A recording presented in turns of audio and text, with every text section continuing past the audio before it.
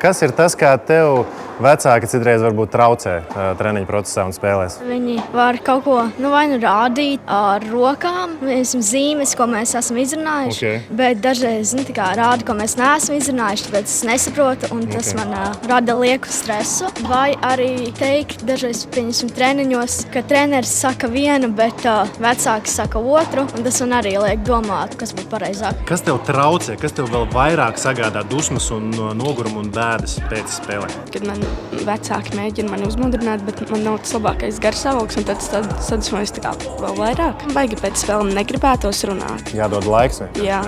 Ļoti labi to zināt.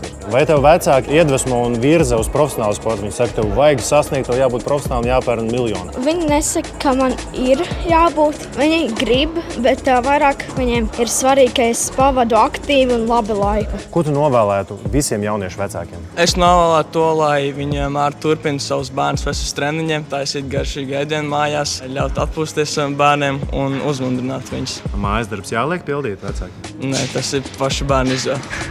Vecākiem es novēlu iepazīt savus bērnus arī no psiholoģiskās sagatavotības viedokļa. Saprast, kas viņam ir vajadzīgs pēc izaicinājuma, pēc zaudējumiem. Varbūt viņam ir vajadzīgs laiks vienatnē. Viņam nav vajadzīgs tas tūlītējais atbalsts. Vai arī viņš ir cilvēks, kurš izreģē savas emocijas cilvēkos, kam vajadzīgi draugi apkārt, kam vajadzīgi citi radinieki, māma, tēvs, brāļi, māsas, kur viņš tajā vidē izstāsta visu savu stāstu un caur stāstu izreģē emocijas. Novēlu iepazīt, kāds ir tavs bērns un iemācīties arī kā prasmi, kā viņu atbalstīt šajā izaicinošajā posmā, kad ir jaunieši, pubertāte, sacensības, izaicinājumi, draugi un dažādas citas intereses.